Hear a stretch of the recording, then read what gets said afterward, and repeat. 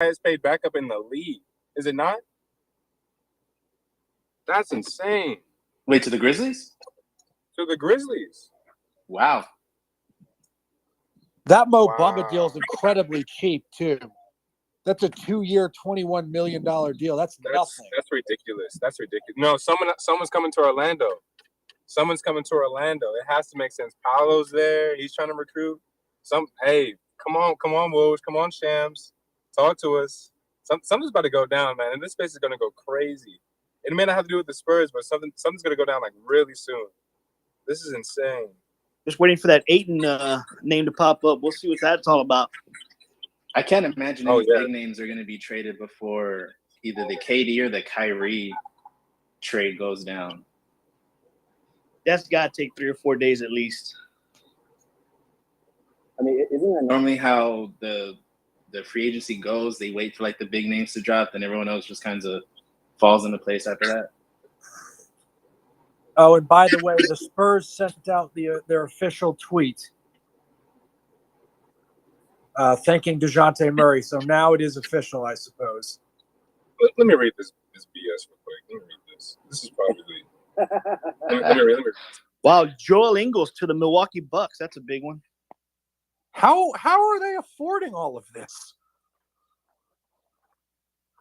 Signed a 1-year deal. Chris Mannix just retweeted it. I guess a local reporter from Milwaukee.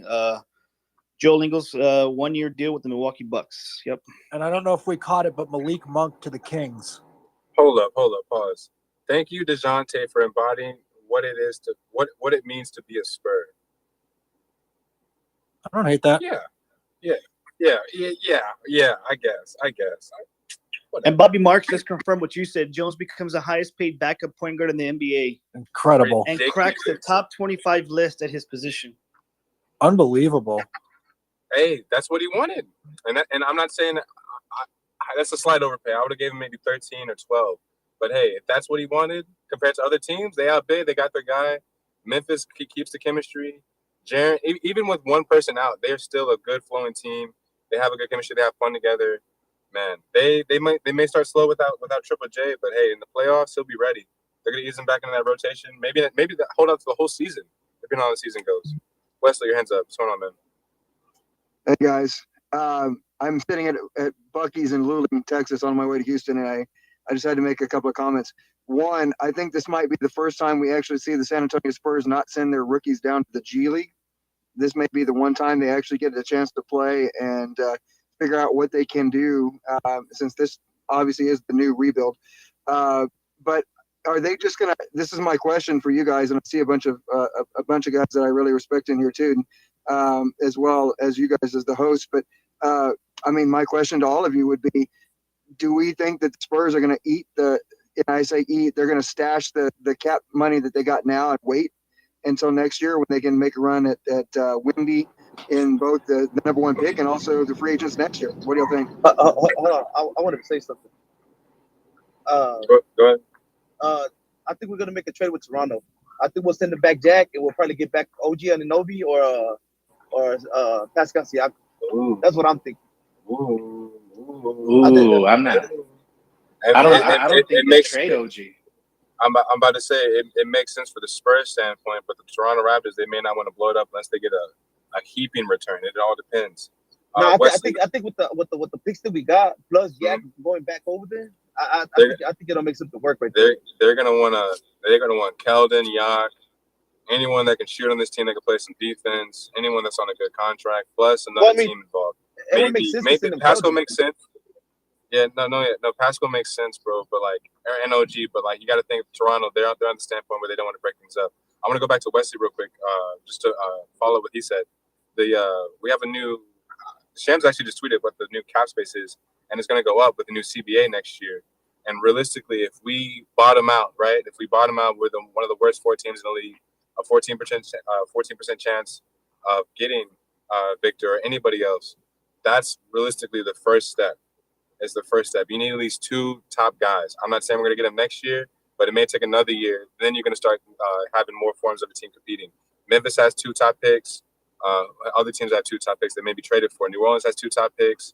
A lot of these guys, their rebuilds weren't that long per se, but you had to get at least some star talent around. They have to be people that want to be there that are young, and we can get that next year.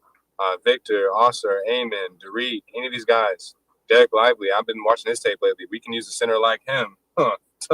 So realistically, as long as we get one next year, we're gonna be good, man. Victor seems like the number one prize, but I'll make this clear: it's not a recorded space.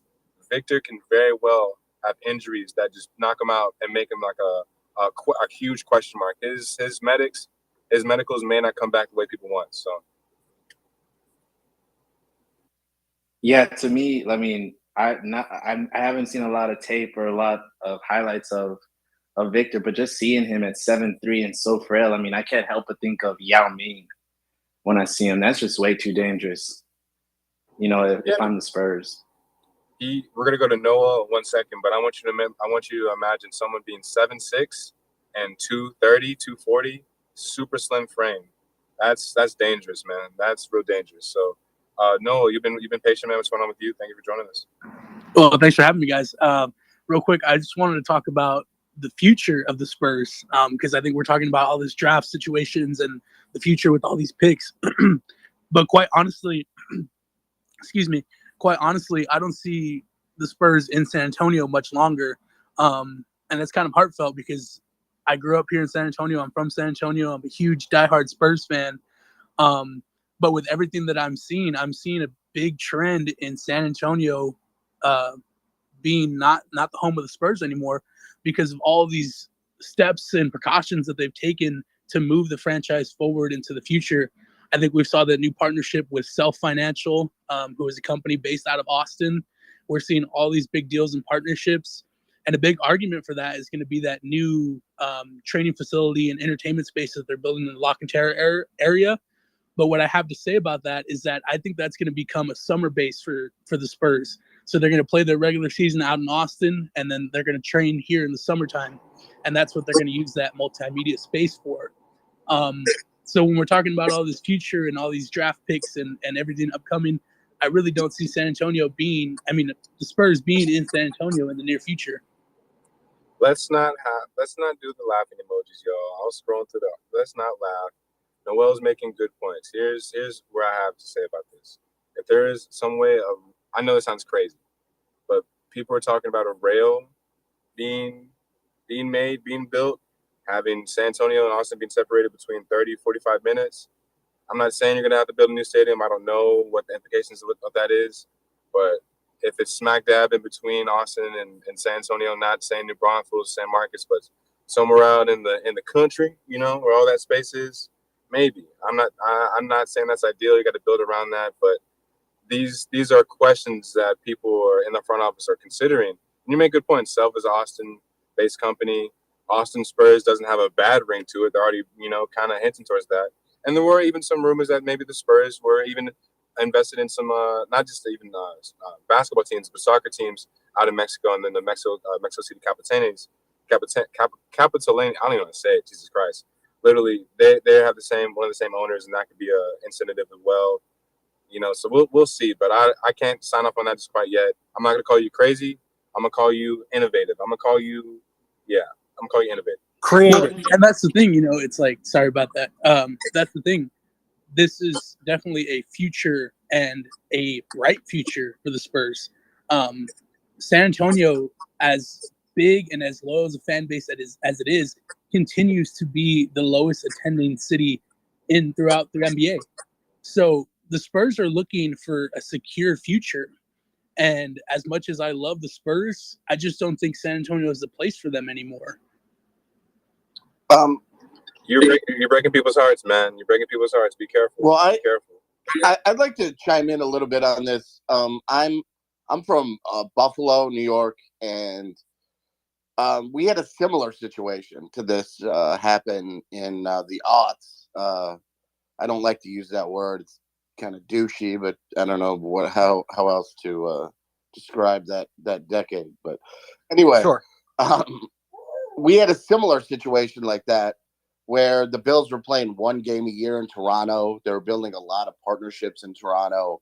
It ended up being just basically grabbing as much revenue as they could because Toronto is a big Bills city. And not anything more than that. It just ended up being a complete money grab. And Toronto is, I mean, to say it's bigger than Buffalo would be, and more economically powerful than Buffalo would be, understating that a lot. Toronto is one of the 5 biggest cities in North America. It's almost as big as Chicago, and Buffalo is like size of St. Louis, Missouri. Which is much smaller and much less important. But back to my larger point is the Bills ended up staying in Buffalo, not going anywhere. There was no real threat of them moving, just because there was such a tremendous amount of diehard fan support. And you can compare these situations somewhat directly, because San Antonio is a 1-sport town, while Buffalo is a 2-sport town. I mean, it's not much different dynamic. There's an obsession with the Bills. There's a very dedicated fan base, and the owners are from Buffalo. They're from Western New York, as is the owners of San Antonio. So they understand how much that means to, San Antonio and the area. Moving to a new, hip, cool city like Austin, probably is threatening to people from San Antonio, because you guys aren't thought of as cool as Austin or whatever, kind of like Toronto is to Buffalo. But I don't see San Antonio moving because of the Holtz family's just immense roots in San Antonio and what they know that team means to the area. I mean, that means a lot more than what you read in the paper. You read in the paper these cold, calculated moves, but there's an emotion behind it when you're from the area and you understand, how much the team means to the people. It's the heart and soul of the area. Psychologically, it would be immensely damaging to Buffalo or San Antonio for that team to move, and both families that own the team understand that. Absolutely. And real quick, Evan, while that was going on, Chris Boucher re-signed with Toronto. I know that was one of your guys. 3 years, $35.25 million.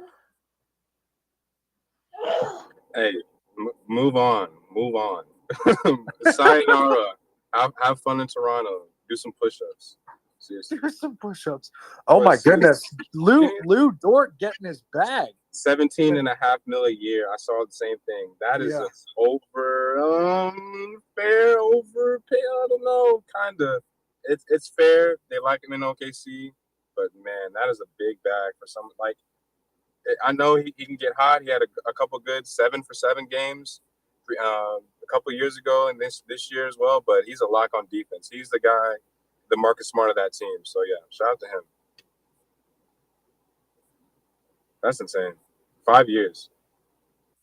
Hey guys, where do y'all think Lonnie Walker's gonna land? I feel he's gonna get a deal here soon with a mid-level or something. Where do you guys see him landing? Prediction wise, I was seeing that he might get more than that.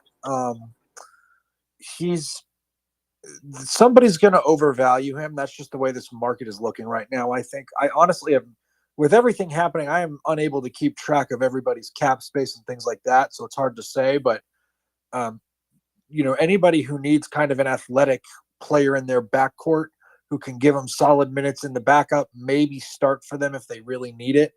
I think he'll end up going to a team like that. I don't know who that is off the top of my head, but somebody's going to give him like $7 to $9 million a year, maybe. Yeah, something around there.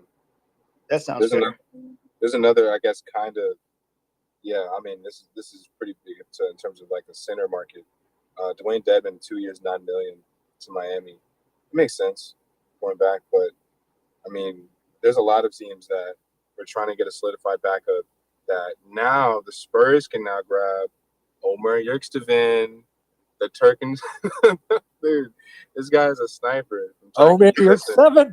I can't even pronounce these guys' names, but literally, if we can find his way on this team, man, one way or another, he can play Shaq. The third string center. Hey, sign him up, man. We got to see some Spurs bombs though. Come on, champs. Come on, Woj. We're not here for anything. Appreciate 185, all 185 for y'all for tuning in. By far our biggest space. We were really about to talk about prospects, but hey, free agency, so. I just read that the Spurs are like 27 million under the floor, I guess. So they've got to spend some money or get some trade or do something, correct? Yes, yeah, absolutely. They have to. You have to get to the floor. Noah just tweeted that. Yeah, so that was that. No, that's not only good to know, but we got to make some moves quick. We have roster spots now. We have 2 roster spots. I don't know where Joe's going to go. I don't know where KBD's going to go. And Danilo Gallinari is going to be waived, so that'll be a spot. Jock Landale is apparently out, so that's a spot. And obviously Lonnie Walker is out. That's a spot. There are opportunities here. They got to find somebody though, and like you said, they got to spend the money. Evan, do you have your phone on? That your phone might be ringing from Brian Wright a little bit for a roster spot. I'm not gonna jinx that, man. I'm still waiting for. I'm still trying to find my way in that front office one way or another. I know they see my tweets. I know you listen to these spaces. You're gonna need someone on that scouting team one way or another. So, good. Hold up, look at this. Look at this. Phone froze. Nice. Hold up. God damn it.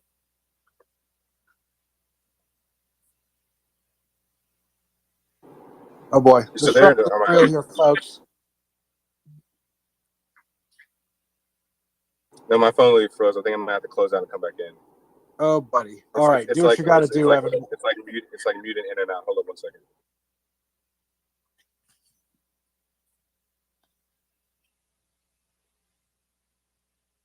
I think we're good. Woo! Yeah, no, you can. Ben, carry the load, man. Talk, man. It's not on me. Talk. Evan, my guy, you're killing it right now. Why would I stop you? Thaddeus Young, 2 years with the Raptors, guys. Good for Thaddeus Young. Sayonara. Who is not that anymore. 16 million total too. That's awesome. Wow, that's a great deal for him. Congratulations. Get the bag. Who's even on our team anymore now? Goodness gracious. That's like what, half the team gone from last season? It feels like it. Look at this. Waiting for more. All the bombs have subsided. They're going to give us like 15 minutes of peace. There's a trade. Bombard us. There's a trade looming right now. People are signing off on it. Woj just typing. It's just ready to fire away. It could be Donovan Mitchell. It could be Rudy Gobert. It could be Bam. I heard Bam's name being thrown. Like, what? That would be pretty wild if Bam Adebayo got moved. Especially with the Heat. With the Heat being pretty good contenders, that doesn't make a whole lot of sense to me. Bam would be a decent KD trade, wouldn't he? I'd imagine. I mean, him, Probably. DeAndre Ayton as well. Yeah, one of them, somebody. I'm honestly just glad DeJounte Murray is not on the Heat. Him on the Heat, as long as they have shooters all around with Bam and Jimmy, that team's going to run the East. That's what I really didn't want. So, yeah, we can wish him well if you want to from an Atlanta standpoint. I don't think they're going to go anywhere deep, anywhere really significant. Maybe like an Eastern Conference Finals run, but I don't know. So, Mark Stein just tweeted, not a signing, but it's been 30 minutes, 30 deals in 30 minutes so far, guys. That's why y'all can't keep up. Yeah. You want to talk about a lightning round? And if you're temporarily bored as us right now, you can definitely go to Jeremy Sohan's Instagram story and ask him a question. He has blue hair now, apparently. Go ahead and ask him a question. Yes, he went with the blue hair. Very excited for that. Oh, yeah, so I'm seeing Jock. Okay, I know you mentioned this earlier, but the Hawks have made it official. They did acquire Jock Landale in the DeJounte Murray trade, for those who did not hear. Jock the Hawk. Oh my God! If they don't put that on T-shirts, they're really missing out on an opportunity. I mean, I live in Atlanta. I need to see that now. We're getting some. Hey, you know what? If you live in Atlanta, do you need a roommate? Because I'm thinking of getting out of town. Not the space, bro. Not the space. Not the space. You're gonna have to. I did not know we were running the classifieds here. Yeah. Set up an Airbnb situation if you need to, then. Yeah. Yo, If only the homeowner association did not absolutely hate that. God. You don't gotta let them know. Shoot, just tell them I'm the gardener or something. I don't know. Oh wow! Spaces are going crazy. Look at these spaces. We brought Benjamin up. Let's let him speak. What do you have for us, sir?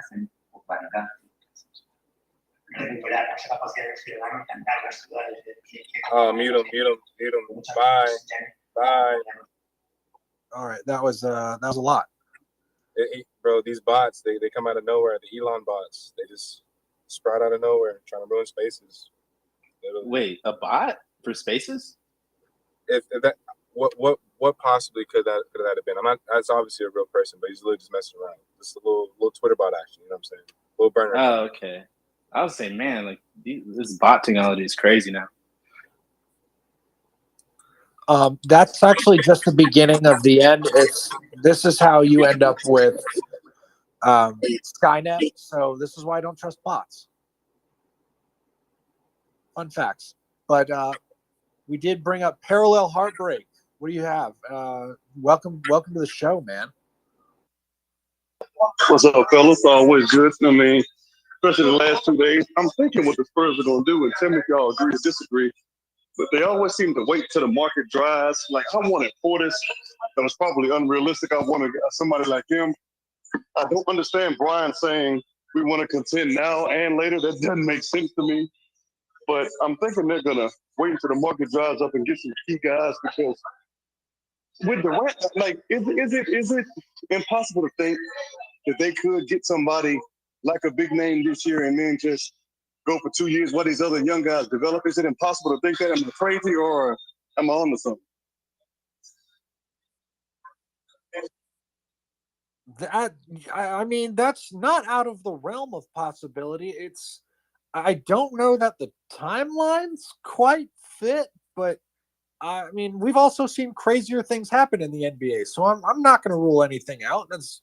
I mean, the Spurs now have the cap space and assets to move around to go acquire salaries and the salaries of big players like that. Exactly.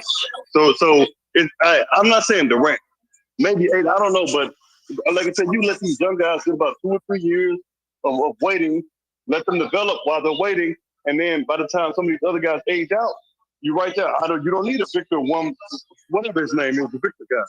Like, I'm so perplexed. Last year we had 45 million. This year we got 39 million. And it's like, that's, 84 million in 2 years and you ain't doing nothing. It's like that. It just doesn't make sense to me. Like, RC would never do this. Where do you want this money to be spent? If I'm gonna ask you. I mean, honestly, man, it's hard to say, because like, it's hard to say that the free agent class this year is really good. Next year, I don't know how it's gonna look. So, 8 maybe, give him about 25 million, even 23 million, and get some shooters, and that's 39 million right there. It's really not that difficult. It's easier said than done, and a lot of people we've seen don't really respect the Spurs front office, and they'll leverage. Maybe I'll sign over here just to sign with the Knicks, just to sign with another team, and I don't want to have a percentage thrown out there, but a fat amount of free agents don't really fit the Spurs way. I'm not talking about just being outgoing online, outgoing on the court, but just in terms of what the Spurs need for their timeline. 22, 23-year-olds, young, respectful guys that aren't nuisances in the locker room, and guys that are willing just to play basketball. Guys that aren't worried about a bag. It's easier said than done. It's hard. Marvin Bagley fooled us. Guys like that fooled us. Plenty of other guys have finessed not only their teams, but their GMs, because they're in. I want to say in. I'm going to say something about Miles Bridges. Sorry, off the wall. Let's talk. Let's pass it to Colin Reed. Colin, man, thanks for joining us. Appreciate you for fellow PXer. Yes. How are y'all doing? Fantastic. Pretty good. What's going on? So I'm sitting on the edge of my seat here because the least important part of the Murray trade, but one of the most interesting to me, is this Gallo partial guarantee. Because at first it was like, okay, well, the guarantee deadline passed. So is it fully guaranteed now? And then we got reporting that no, he increased his guarantee and pushed back his guarantee window. But then Jacques was included in the trade, which would have been needed with the original full guarantee. So I don't know. I've kind of haven't been able to stay as on top of it the second half of the day. Did we get any reporting as to what that looks like? Is it did someone say it was going to be the full guarantee, or is it still reported the 11 million guarantee? I know that's the I least think it's the important lower thing. number from what I've Okay. seen. Interesting. I don't know. Yeah, I haven't seen anything to contradict that.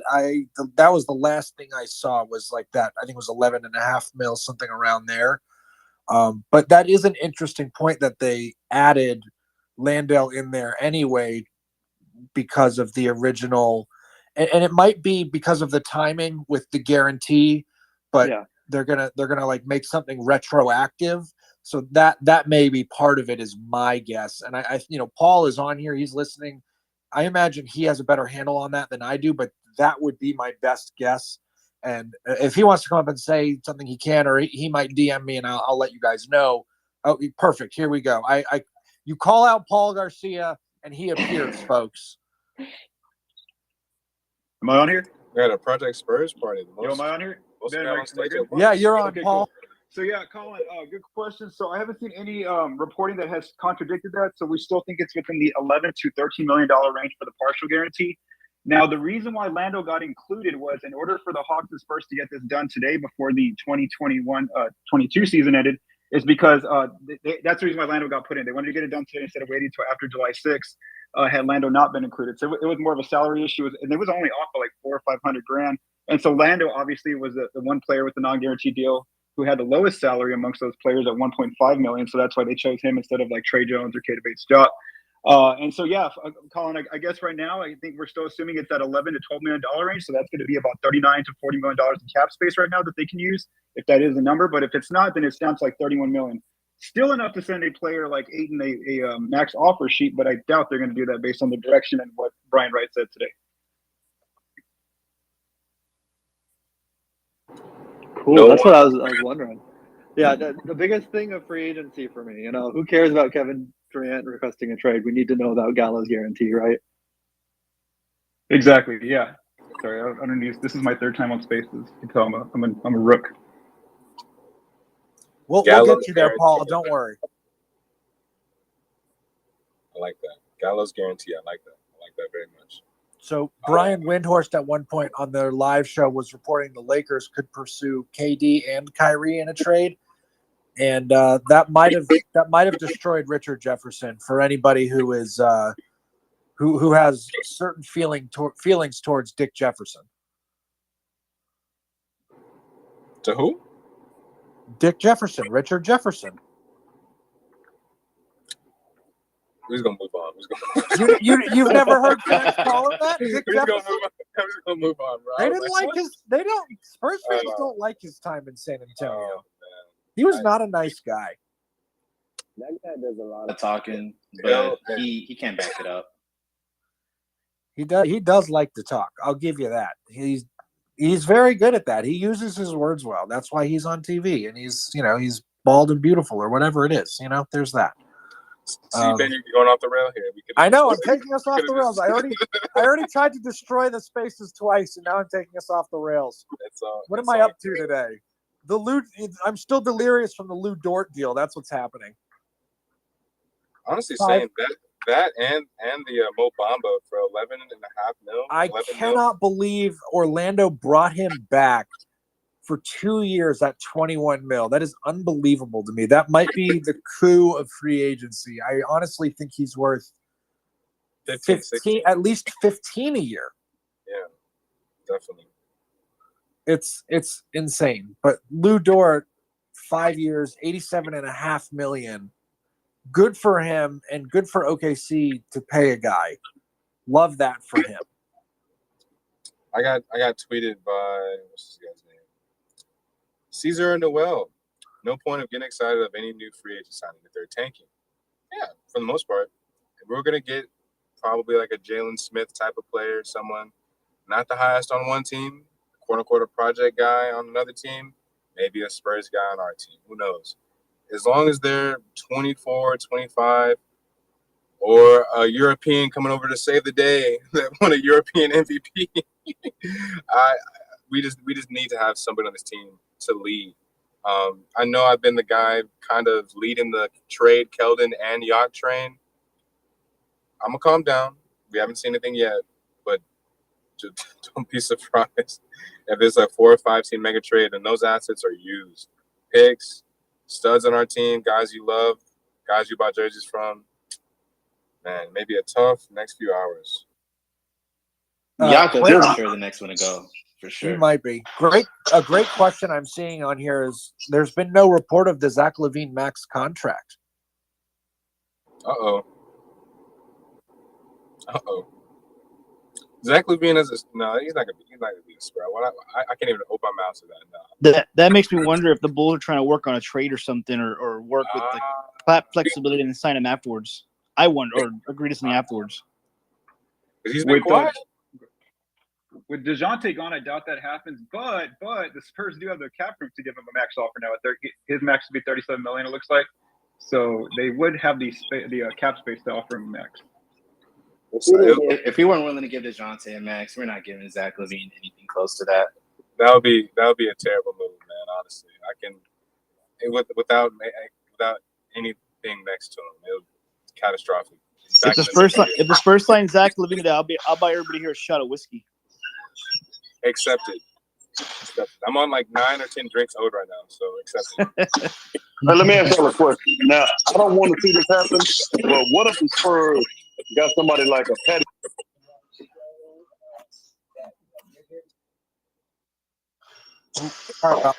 We lost you for a second, man. Are you outside on a squeaky chair? You got some deals going on. Get this man WD-40. I'm about to say. It's all good, man. Just don't bring it back. Sorry about that. Hey, Evan, man. Regarding LaVine, he's only a year older than me. And you think about it, if we do max him out, Murray's deal in 2 years would be more than what LaVine's would be now. Oh man. Yeah, let's not even. I swear, man. Like. Hey, man, I can probably do it from the end of the offseason. Go ahead, Parallel. Go ahead. I was asking with the team being so young, I'm opposed to it. But a guy like Patty Mills, bringing him back for like a year, for like a mentor role, would y'all be opposed to that? Bring him back. Your number 8's still here. Bring him back. Why not?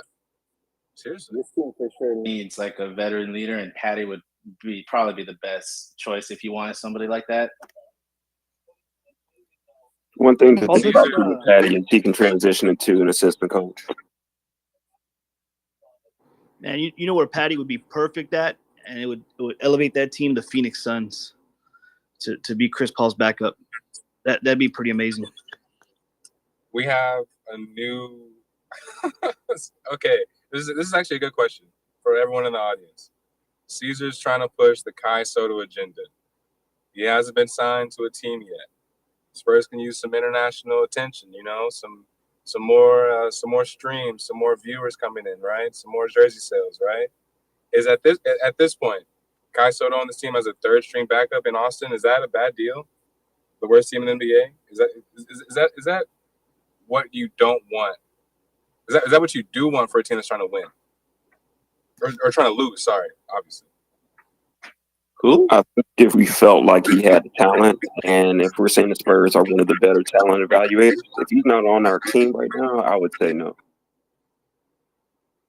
And I think I just summoned in more Kai Soto fans, literally. I can't do that. No, Ben, don't bring him up. Will it into existence? I can't. Yeah, we can't. I'm sorry. Because you say his name one time, and they just come out of nowhere. So listen, I guess it makes sense. There's who's a center on this team? Jock Landale and Zach Collins. They're solid to straight, but you also need someone to back them up. You never know when they can get hurt. Well, you don't have Jock Landale anymore. I said Zach. Oh, you said him and Zach. Wow, I meant Jakob, but that's crazy. Freudian slip, Evan. That's crazy. Hey, it's been a long day. That's all I can say. It's been a long day. And it's going to be even longer with all the way this shit is going down. Oh, my God. Looks like Gallo's going to sign with Boston. as soon as he clears the Spurs waiving him. That's a good fit. It's a great fit. That's according to Jake Fisher. Yeah, they just need a guy. Yeah, they just need a guy who can straight up shoot. So that's good. I don't think they're losing anybody in free agency, maybe besides Al Horford, right? I don't even know what Al Horford's contract looks like, so maybe. I think he's restricted. He's no, he's got a partially guaranteed deal. He's going to be back in Boston. I doubt they would waive him. Perfect. Yeah, no, he'll be back. Al Horford is a god. Okay? He's got 14.5 guaranteed, 26.5 is the deal. But I mean, look, he was one of their key players in the finals, so he'll definitely be back. He played almost at a peak Al Horford level when they needed him the most. So yeah, he's definitely showing out. So Al Horford, I swear, he won them at least one of those games. Yeah, definitely. That he was superb throughout the playoffs. And I'm going to keep gushing because I'm a Florida guy. So Al Horford going to Florida, I gotta gloat here, right? So love me some Al Horford. I would agree with Paul. I don't think he's going anywhere. You're going to be hard pressed to crying out of there. Woj and Shams haven't tweeted in 20 minutes. Something is brewing. This is very upsetting. No, this is good. This is what we want. They can't even type it all in one. They need to make sure they get this shit right, because sometimes they get it wrong because they tweet too prematurely. Something is about to happen, man, and it's about to go down. Yeah, well, Damian Jones is headed to the Lakers on a 2-year deal, so boom, man. Was he on that team a couple years ago already? What's that? Was he on that team a couple years ago? He bounced around a bunch of teams out there. He was with the Warriors at one point, I think. I don't even remember if he was on the Lakers, but I don't know what the Lakers are going to do, but they can only get younger from here, right? They're going to try. They're going to try and fail. The Lakers don't know how to develop talent at all. Look at all the rookies they brought in that are thriving on other teams. Yeah, second, third years for them. But Taylor Tucker is one of the worst guys for his value when you look back at that draft, because he has showcased nothing. Every Laker fan hypes him up, but he's literally nothing. You can trade him. So, I got a question. Jeff Garcia tweeted that Brian Wright says they will look at the point guard spot with a broad brush in free agency to see what's there. So, I mean, in saying that, who do you guys think he's looking at? Is that Sexton? Who is that? Oh my God! I know I was pushing the Sexton agenda with maybe a John Collins or someone else to fill the roster, to not exactly tank. But Colin Sexton is like the guy that shoots you in the foot when you most need him. He'll average 20, 25 points. He'll be consistent when you least expect, but when you need him the most, he wets the bed. And I want to say he's not a guaranteed closer, but if he's the guy, you're taking so many reps out of Josh Primo's hand, man. Colin Sexton is a combo guard that can't play in a combo guard position. He plays as a shooting guard at 6'1". He's not a point guard, so that it's tough. No, I agree with you. I agree with everything you're saying there. I'm just curious on why he would say that. He's gonna get. I don't even know if he's gonna get $20 million now. I don't even know. Who knows? But not with the Spurs. That's a lot of money spent on somebody that's gonna miss a lot of time, whether it's injuries or just having a soft tank just to fill out the rest of the season. Because we gotta get a good pick. Then don't bring up him. Yeah, you see him. Matter of fact, I'm just gonna remove him. Yeah. Got it. Keep out the trolls. Marvin Bagley re-signed with the Pistons. That was expected, right? Yeah, they actually was a good fit with him. It's crazy. Jalen Duren isn't officially a Detroit Piston. They did not put him on the Summer League roster. That trade hasn't fully gone through yet. Man, let me tell you, if that is some type of implication of what's going on right now, maybe Mitchell Robinson signs with them or something, dude. Oh my God, I have no idea what's going on. Mitchell Robinson could very well come back because Isaiah Hartenstein is not a starter level center. I don't know what's going to go. I have no idea what's going on. No idea. I have loved Mitchell Robinson since his Western Kentucky days. So if he ends up with the Spurs, I am here for it. I have always liked him. The length, the defense, potential for shooting there. I don't know. I just like the kid. So that individual that y'all just had to remove just sent me a DM talking about he's not a bot. He sounded like a bot last time. He was trying to speak. He sounded like a bot. And he spammed. He was spamming that wave button. Was it Benjamin? Yeah. Bring him up. Check your Wi-Fi, man. Check the Wi-Fi. Always check the Wi-Fi. By the way, the Bagley deal is 3 years, $37 million. This is a former number 2 pick, by the way. Joe, how much again? Sorry? I can just look it up. I got you. A second. All right. I know we brought on Chris. What do you got for us, big dog? Yo, just a Spurs fan. Why are we acting like the Spurs get free agents? Like people are coming to San Antonio? Like the best guy we got recently is what, Zach Collins? Yeah, welcome to the mid club, Chris. Thanks for joining us. Yeah, our expectations aren't that high. We're trying to get Jalen Smith and Tyus Jones. We aren't waiting on anybody big. Yeah, we suck. Yeah, like who's this kid that's coming out next year from France that we're tanking for? Yeah, that's the number one prospect since that's the number one prospect since maybe Zion or LeBron. Yeah, he's pretty good. Yeah, so if we're gonna tank for him, I'm all in for that. Let's think it up this year. Hey, stink it up. Oh, Shout out to Chris. Shout out to Chris. You earned yourself a follow, sir. You're from Vegas? Yeah, I'm here. Getting ready for summer league, man. For sure. Nice to see you out there. See, there you go. Sound like a bot. See, Chris. See, bring up. Who was the last guy that's trying to come up here? Who was the last guy? We got a full stage now, I think. Can y'all hear me? Floor is yours, Sergio. What's going on? Yeah. I just wanted to get y'all's thoughts on what do you expect the Spurs to do here during free agency, and my last question is, what do you want to see Primo improve on the most during the season? We're gonna get to the request, but we gotta clear the stage. I'll answer the second question, just because I'm more of a Primo guy. I've been watching him a lot in Austin. If Primo can actually turn into a combo guard, I know I've been low on him earlier today. I was tweeting, hey, putting the pressure on Primo as a primary point guard can lead to some serious poor play, and everyone's screaming, oh, he's a bust. Why did we draft him? Because we put him as a point guard. He has played as a point guard since fringe level competition when he was 16 years old. So yeah, he's 19. He's developed. He's getting stronger. He's getting taller. His body's fitting. His body is an NBA body. There's no reason why he shouldn't be a point guard if he has intangibles to be one.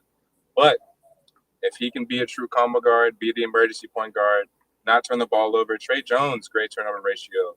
A lot of the DeJounte, they had a good relationship while he was here. It's kind of a tear run down my face as I'm thinking about that. But literally, it's if he can do that, if he can be the Lonnie role, 25 minutes per game.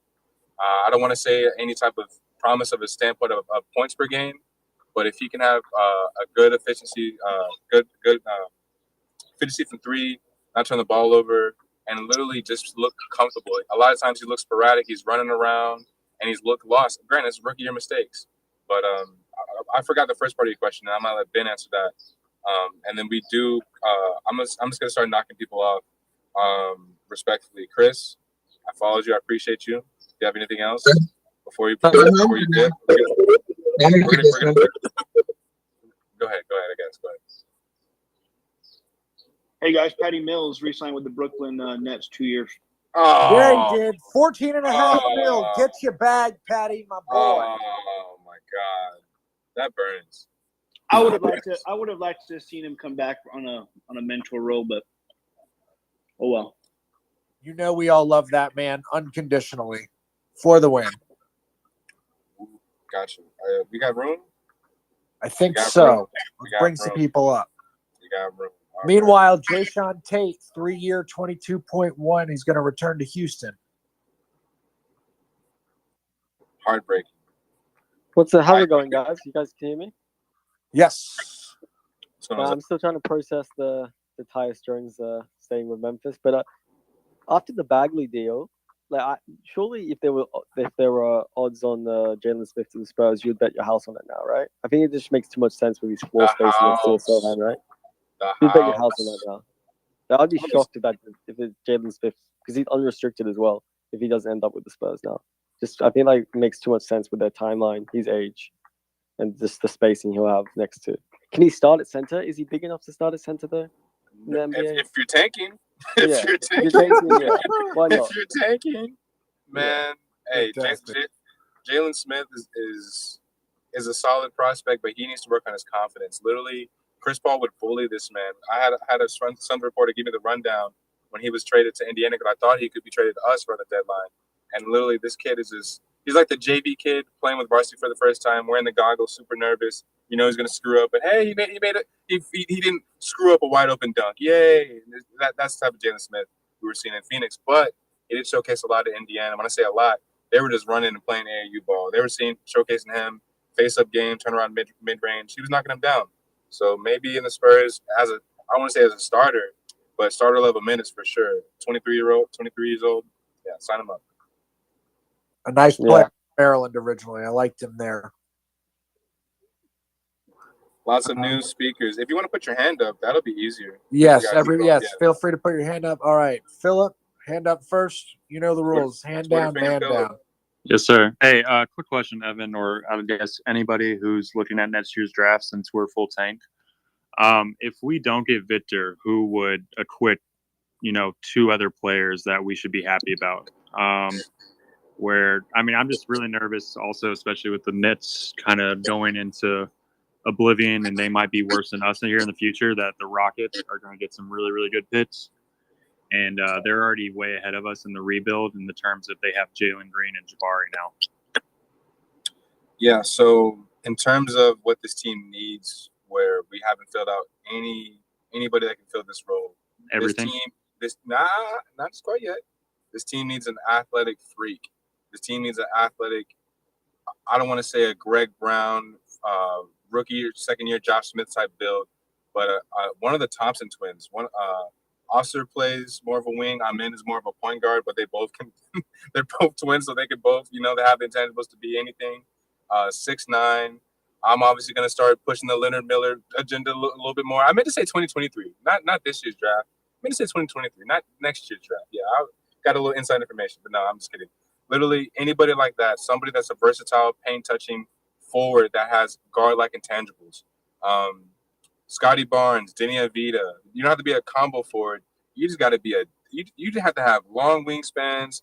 You got to be able to push your seat back all the way back, and you got to be just lengthy, man. And putting the ball on the floor is super important at that position. And a couple other names. If you're there's a ton of dudes who are all in this tier, like a Dylan Mitchell who's playing at Texas. Evan mentioned the Thompson twins. I think they're listed at 6'7". Keontae George out of Baylor, another kind of Texas guy. Jet Howard, son of Juwan Howard, 6'7" forward, potentially there. Cameron Whitmore, he's at Villanova. He might be like the first Villanova one and done in a really long time. That dude's highlight tape is crazy, by the way. Yeah, he could be He'll really dunk good. It from half court. I seen that. It's ridiculous. What was that? Dude going to Villanova who has no reason going to Villanova. Right, Cameron Whitmore. Oh yeah. Oh, he's going to be the Jalen LeCue of the NBA. He's a high-flying athlete. I'm just kidding. But no, there's definitely a lot of good names on the list. I'm going to be putting together a couple of posts in the next few weeks about the names you need to be knowing, and some of those guys are going to be on the list. So, and Overtime Elite finally has some really marketable guys in the Thompson twins. Again, like Evan mentioned, we're going to move on to our next couple speakers. I don't know whose hand was up first, Spurs fan or Almighty Infinite. It was Almighty, I believe. All right, go ahead. What's going on, everybody? Hey, I got a question about 6'10" Dominic Barlow. I might have hopped in late on this conversation in case you guys covered him, but I'm I just want to know what do you think the development plan with his ceiling is for this year and possibly next. You know what's we crazy? did not talk about him yet, so great question. Evan, please. You know what's crazy about Don Barlow is that he may very well be the backup forward behind Sohan, and we may not even sign another power forward. We may see what he has in terms of a steal for someone that should have been drafted.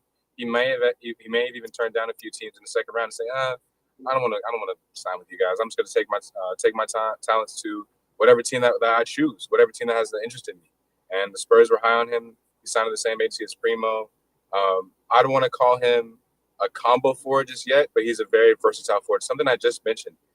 Definitely the same. I used it in a previous podcast I was on. I forgot which one, but he literally is a combination of a Greg Brown and a Josh Smith. Literally a super crazy athlete for his size, but his shot is so inconsistent. He shot so bad at the combine. He shot himself out the second round from other scouts' standpoints from how bad he was from that point alone. But literally everything else is there. Not really a fluid handle, but like a Josh Smith handle. He'll take a couple guys off the dribble, a quick first step. Lonnie He's Walker 6'10". to the Lakers. Sorry to interrupt. Lonnie Walker. What? Lonnie the Laker? Wow. Lonnie the Laker. It's that clutch connection with LeBron James. It's the clutch connection. How much? It hasn't come out yet. Shams has said. Laker fans are gonna. This is their Malik Monk replacement. So Right? they just got Malik Monk again. Yeah, exactly. So the Lakers had the tax MLE if they were willing to. Yeah, that's all they had, which is I want to say it was like around $6 million. And then if not, he's signing for the minimum. So we'll see exactly which. Oh, there it is. 6.5. Shams 6.5. Yeah, so that's the tax mid-level exception that the Lakers had. Hey, that's higher than where I saw some other places. So yeah, that's what Lonnie goes with. Evan, you seem upset. His confidence died in San Antonio at times. What's he going to be with the Lakers fans? $6 million. Absolutely terrible. That's a slap in the face, bro. That's a slap in the face. $6 million. I don't know. There are rookies. There are rookies getting paid more than him. Granted, they're top 10, but wow, Lonnie. Hey, sayonara, Quattro, sayonara. Peace and hair grease, big fella. There's the confirmation. The 1 year, 6.5, as Paul said. Nicely done, sir. I know you guys are going to go to the next person to hand up, but it's interesting. Woj just tweeted that I thought Brunson to New York was a done deal, but he's saying he's just going to walk into a meeting and has a 5-year offer from the Mavericks. Yeah, he's walking into a meeting with the Knicks. I thought the Mavericks weren't even going to meet with him, but I guess they gave him an offer anyway. So that might be interesting if he switches gears there. Wow, very interesting. All right, we still got Spurs fan on the hook here. Let's get him up here before we lose it here. What's good, guys? How's it going? Fantastic. Sweet, man. Hey, I guess my question really is just piggybacking on draft talk for next year and in the coming years and whatnot. So, what's really a reasonable timeline for the Spurs to start contending consistently?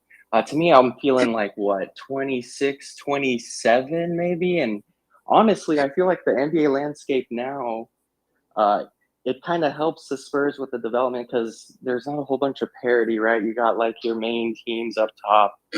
Warriors, of course, they're going to be competing for the next 3-4 years for sure. Anyone who has KD, Kyrie, right? Your Sixers, Miami Heat, those types of teams. So I kind of feel like right now is the perfect time to start this rebuild. And I just want to know what you guys think in regards to when we can actually start contending consistently again. We do see the requests coming in. We'll try and get everyone up here as quickly as we can. I'll make it quick as people are leaving the requests. It's funny. I think if we can compete 2027, 2028. Compete for a title is just sound outlandish at this point because we're starting from the very bottom. But the development for the team. Yeah, Evan, sorry, man. I just meant making the playoffs consistently. Making the playoffs. Yeah, I mean just. Oh, bro, listen. If that's easier. I mean, granted, a lot of these teams in the West that are solidified top, the Warriors, the Suns. I mean, Devin Booker got inked for 4 years, but Chris Paul is not going to be there for 4 years. you're going to have to look at maybe 2 or 3. When I say 2025, 2026, that season, I don't think the plan is still going to be around, maybe. But that we're still going to be in that fringe mid-tier if people develop. And but it can vary. We can still very well be in purgatory, man. 1 or 2 bad picks, not saying Sohan or Malachi or Presley are, but follow that with another bad pick, you're looking at nobody wanted to join, and we're literally having G League lineups. Yeah, that's I want to say it's possible, but that's what the bottom teams of the league do. So, yeah, Ben, go ahead. Paul, Paul, did you know what was Lonnie's qualifying offer? If we had kept it, was the qualifying offer more than what he just accepted the Lakers? He just made $200,000 more with the Lakers because his qualifying offer was $6.3 million, so he's making $6.5 with the Lakers now. So he got a pay bump right here. Although that's a lot of pressure to be in LA, but I mean, there's the clutch connection I'm seeing online right now. Yay, clutch with a K. Couldn't even spell it right. Ridiculous. That's just my 2 cents. But as far as competing goes, I would say that's going to be at least, I would say 3 years away unless something crazy happens, like teams drop off, guys drop off, or the Spurs go out and make some absolutely unreal trades out of nowhere. But this is a team that generally avoids paying guys a whole lot of money because the culture has always been, well, guys will give up some money so that we can go out and get other talent elsewhere to help them be better players and a better team. I don't know that they're going to be able to do that for much longer. That's just not the way these players think anymore. So my gut tells me is if you're talking about competing in just to get to the playoffs, like consistently getting there, I'd say that would start in maybe 3 years. That's my guess. I know we have a couple other people on here. Does anybody else need Thanks, guys. questions? Yeah, no problem. My pleasure. Anybody have any questions about what we've got, what's going on, what you hope to see, things like that? We are open. We've got time. People dropping like flies from the stage. We just had a full stage. Where did we go? Sergio, come on back. I'm just glad the Spurs haven't signed anybody. Let's trade some bad contracts, get some more assets, get some more picks. That's what I'm here for. Are we done with clutch players now? Like actually, there's a lot of agencies out there, but people want that LeBron relationship. So I don't know. I meant like on our current roster right now. That was and later down the line, maybe 3 or 4 years, maybe, but. I don't know. If Keldon stays, there's no implication that there's no other clutch client that could leave. But I don't know. Maybe.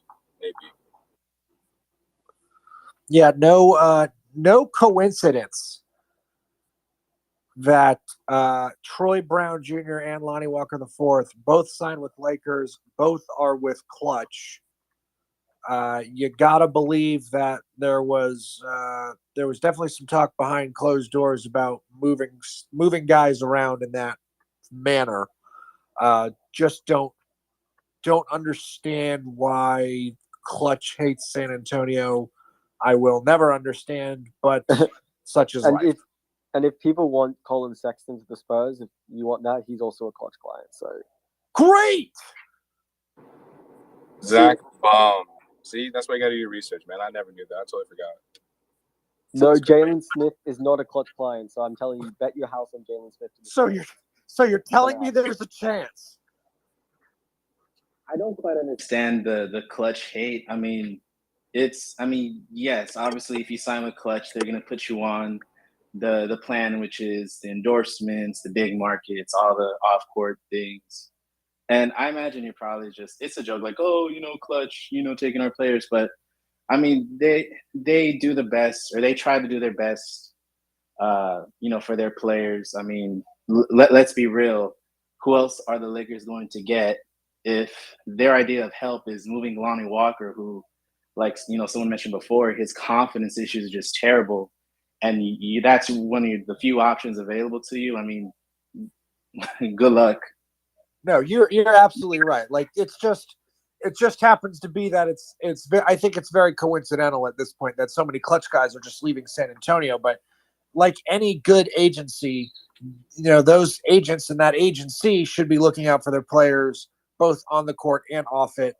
But if you're going to sit here and tell me that HEB commercials are not the top of the top, then I don't know what we're doing here. I'm only semi-serious, guys. I'll say this. DeJounte, okay, so I know you're probably not that serious, but I would venture to say that there was a reason why we never saw DeJounte in any HEB commercials, if y'all noticed that. I asked about this one time, and my barber was like, honestly, man, that is a question for Rich Paul.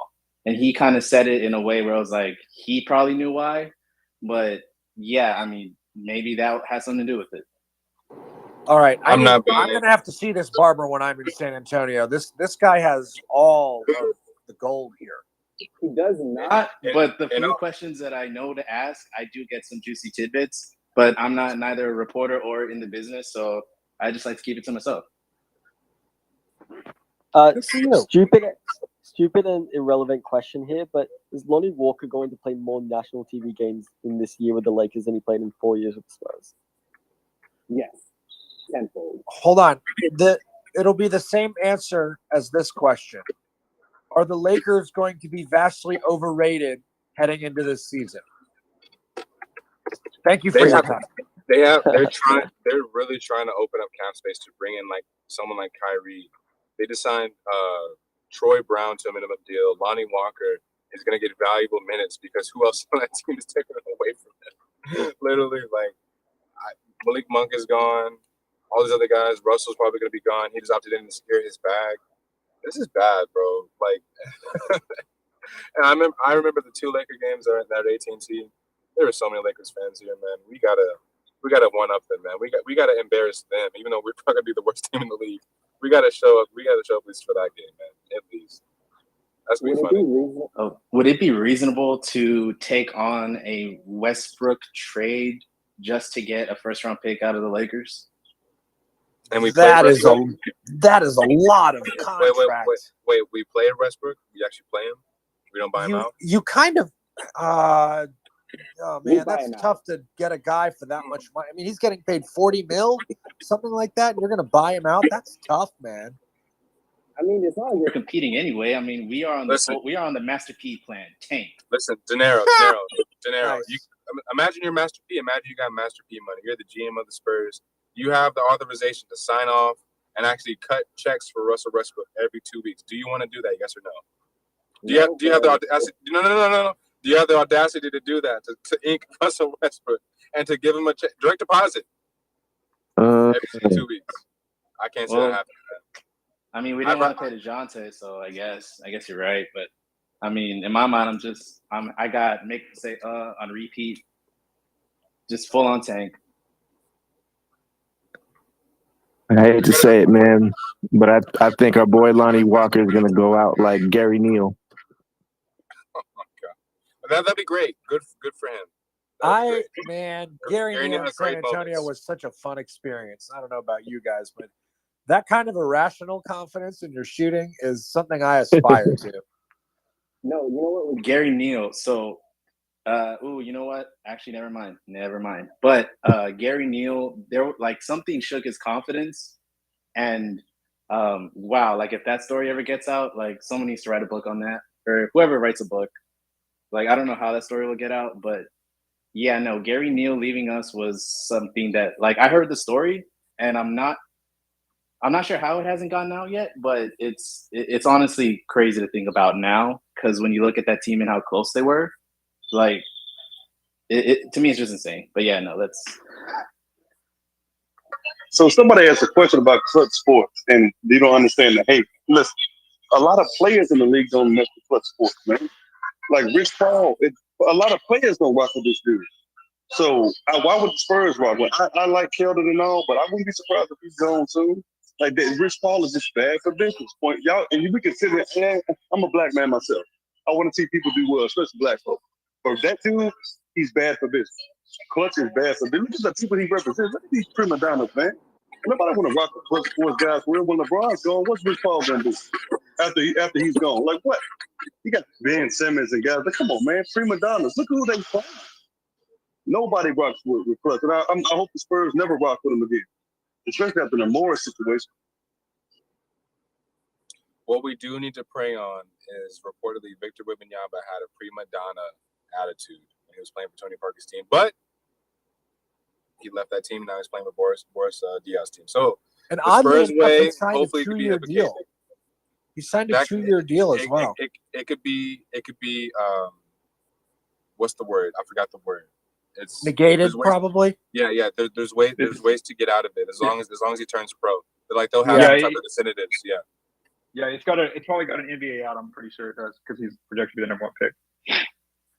And then I guess it's a good question too, because what the last person that said here about just kind of about Keldon is that Keldon has this extension to decide, and not him, the Spurs do, and projected around 18 to 20 million is what it would be. They have till Halloween, October 31st to decide that, but again, just based on how Lonnie's now left, DeJounte's now gone.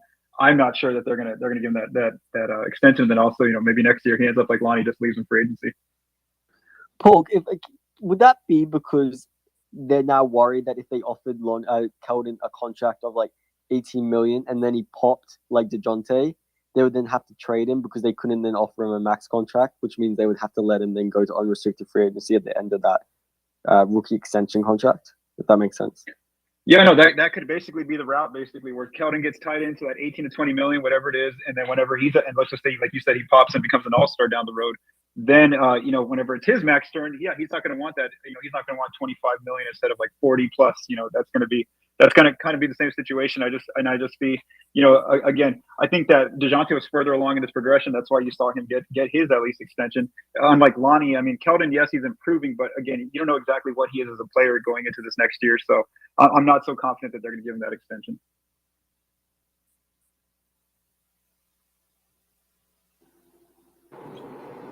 Claxton. Go ahead. Nick Claxton's going back to Brooklyn. Same value as Mo Bamba, pretty much 2-year deal. Told you, Jalen Smith put the house on it. It's happening, Zachary. I hate that you said that, but it's definitely happening. Yo, how long are we going for a big play with 18, which wouldn't make sense after trading Murray? Jalen Smith's the only guy that makes sense now left on this free agency market.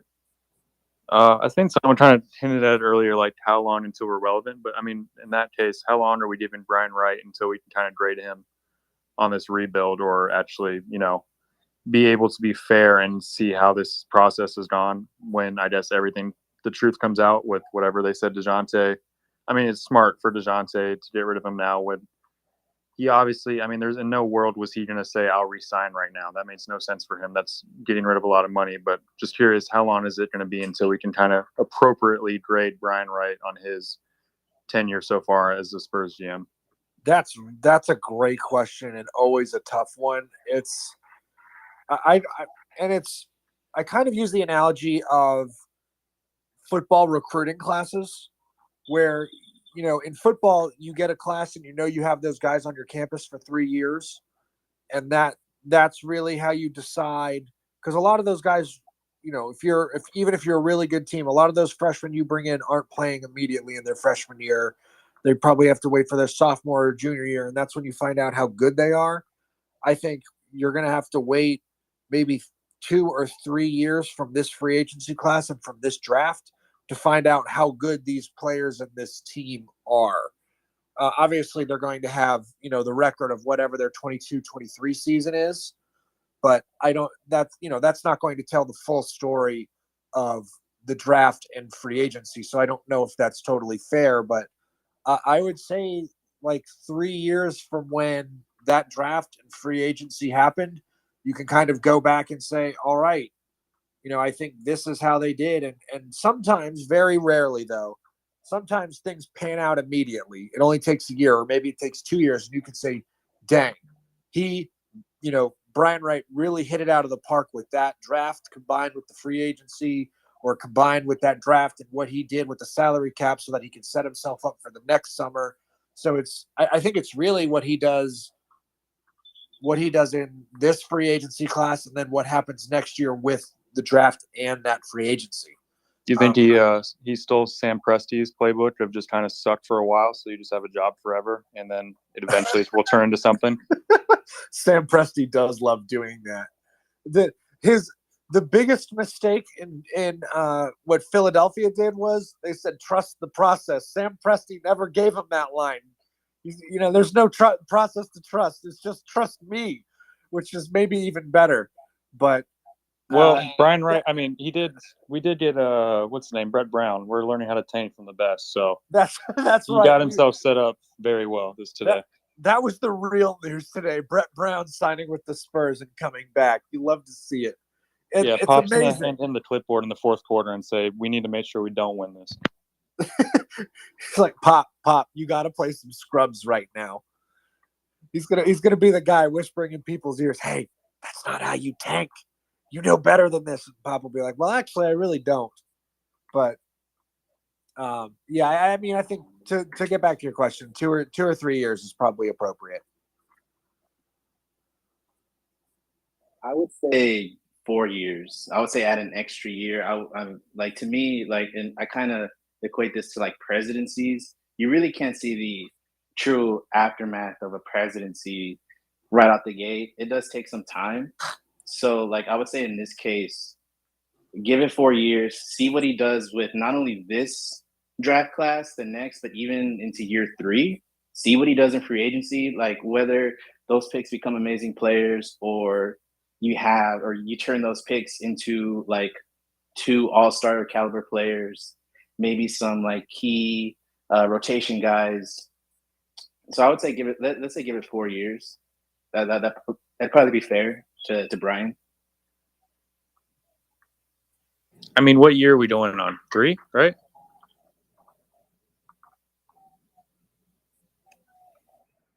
No one knew that one at the top of their head. Yeah. Geez. You know what? Let's go to the internet because that's where all the answers are. Who am I to do math improperly? Terrible at this. This is his third class. It's going to be his third class next year. He drafted Primo and Washington last year. There you go. Thank you. We're gonna start moving some people down to bring more people up. If you want to get back in the carousel of requests, feel free to request. But we're just gonna get to your question and then move on from people. But if you've been in here for a while, we'll keep you on because we know the discourse can be good with the stuff we talked about in previous spaces. So not trying to be a homer here, but we gotta make some space. So sorry, go back to what you guys saying. No, I mean, I was asking about like how long has he been here, but I mean, it really is like 2 separate. In his defense, like Presti, I mean, I'll keep comparing it to Presti. I mean, his GM job with the Thunder, obviously with Harden and Durant and Westbrook, is a different era than it is now. Where, I mean, it's great for him to stick around to be able to rebuild now. But that's all. I was just curious. I honestly couldn't remember how long Brian Wright's been here. I think it is a different. He was hired he was made GM in 2019. Okay, well, that was probably still when RC was still pulling the strings, just a different name behind it. The shadow front office, as you may call it. Sergio's raising his hand. He's clearly got something. Go for it. Yeah, just a quick question. How long till Pop retires? That's just my question. 2 years. 2 years. Not this year, or probably the year after next. Well, I was just going to say he's immortal, but your answer is probably more realistic. I think he's gonna enjoy coaching these young guys. He even said it himself, you know. Yeah, I think you're right. I think he wants to set. I mean, it's funny because he started his tenure 18 games into the season. They tanked that year and got Tim Duncan, and now there's potential they win 20 games again and get the number 1 pick and get a Victor Wembanyama. Kind of full circle parallel stuff there. I saw our boy Freak League had his hand up. I don't know if you still got something, but feel free to speak if you got something for us. In regards to that guy who was talking about the Spurs moving to Austin, I didn't think that was a laughing emoji. I thought that was the crying emoji. It was crying at the fact that the Spurs was leaving. I would never laugh at anybody. That's disrespectful. But I see you guys saying Lonnie doesn't have a chance in LA. He's got confidence. Don't you think that playing with LeBron would help him out at least a little bit with his confidence? Learning from LeBron will make him grow at least a little bit. LeBron is gonna bully this man. Lonnie Walker is gonna be the little kid on the bus trying to sit next to the cool kids, and he's gonna get bullied.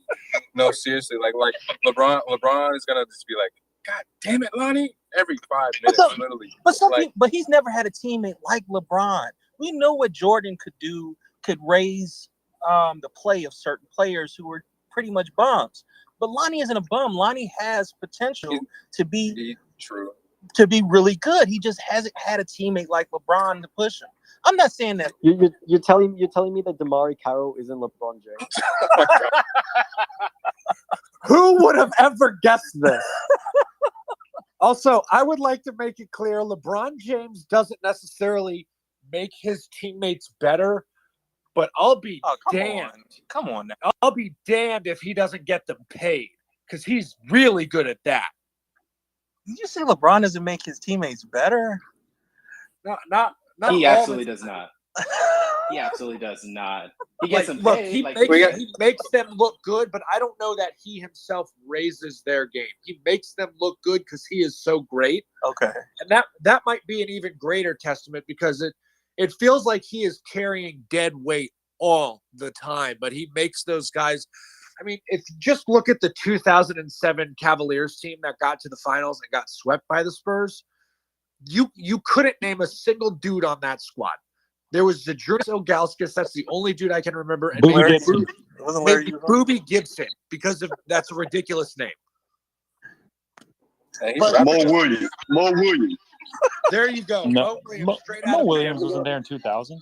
These guys, 07? Listen. LeBron boosts their value, and then literally as soon as they turn into assets that somebody else wants, he flips them. Lonnie's not. I can't see Lonnie being a Laker for more than 2 years, literally. So. Okay. Thank you for your answer. And one more thing. What's the ceiling with Keldon, man?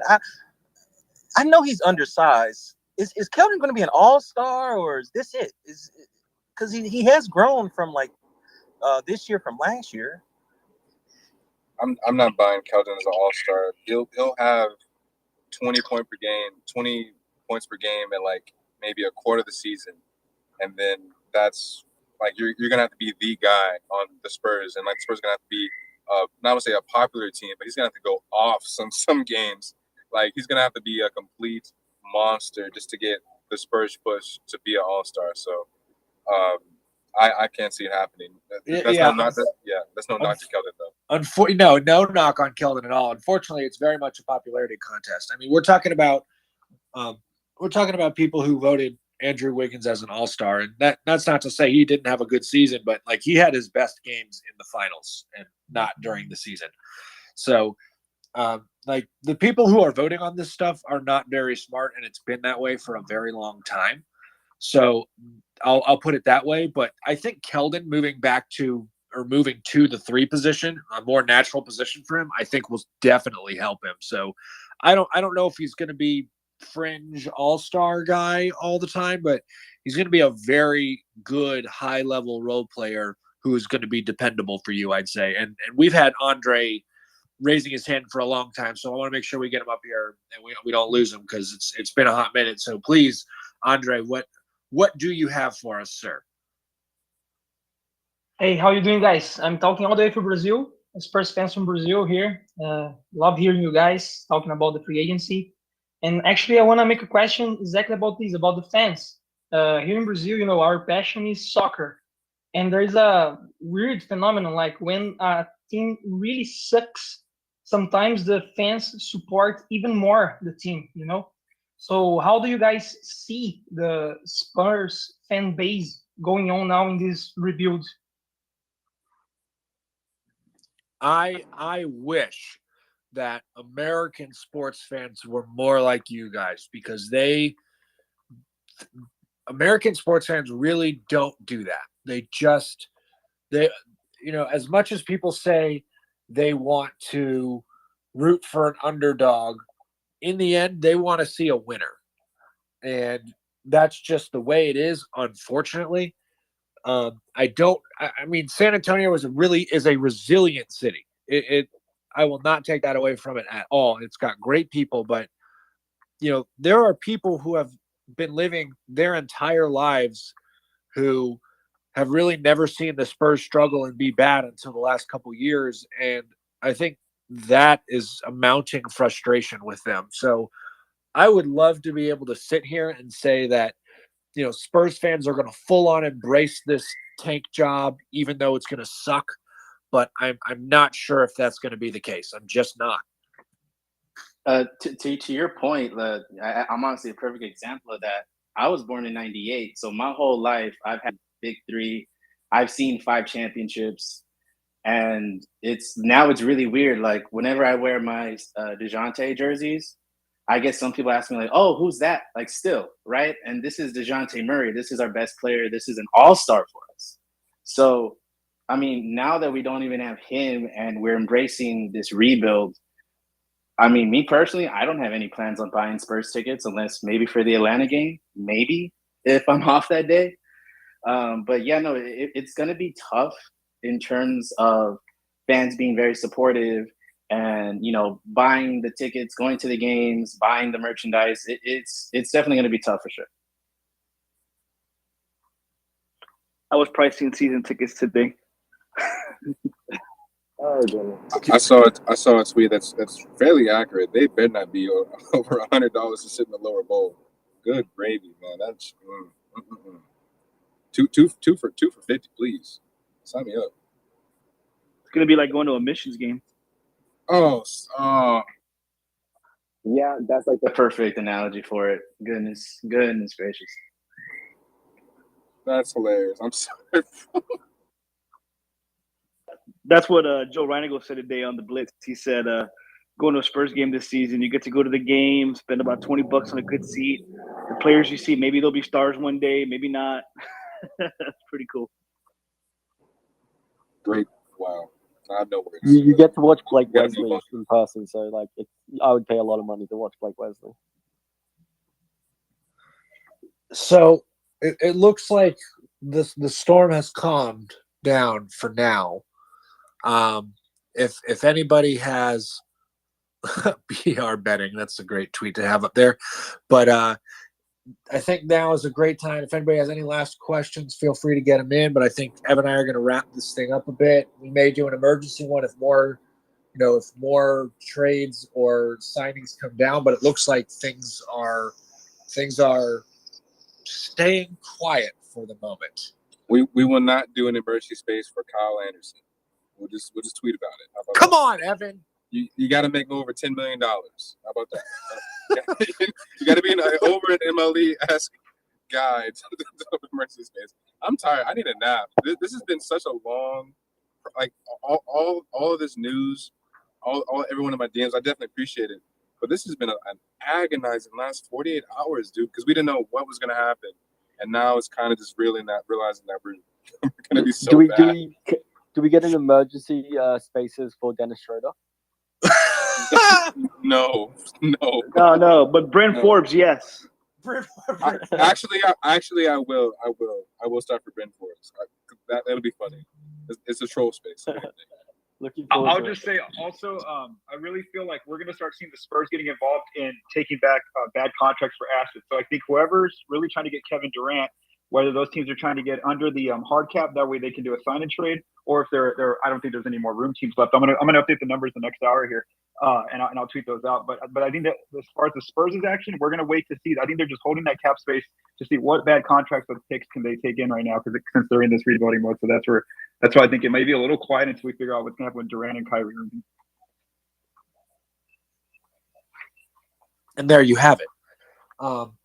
If nobody has anything else, we are going to sign off for now. I believe we got another speaker. Oh, we have one more speaker. All right. Hey guys, quick question: what are the chances we go after guys like, I can't even believe I'm asking this question, guys like Donovan Mitchell, let's say, or even Ben Simmons, and then go after a big man free agent?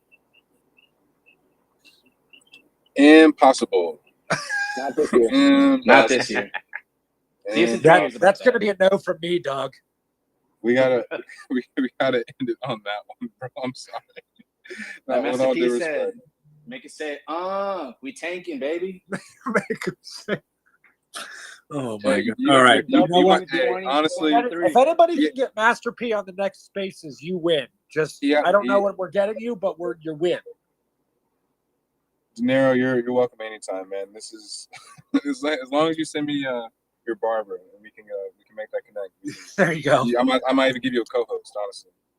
No, but DeJounte's gone. I don't got no more plugs unless he cuts Sohan. Make it happen. Yeah, man. Do some due diligence for us, man. Make it happen for us, please. All right, guys. I think this. I know Joe is recording this. This is going to be available on YouTube later, and if not, maybe even Facebook. But we'll see you guys next time.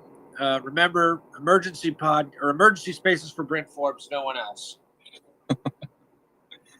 Get ready for some trolling if that's a thing. Absolutely. All right, guys. We'll see you next time. We appreciate you coming out.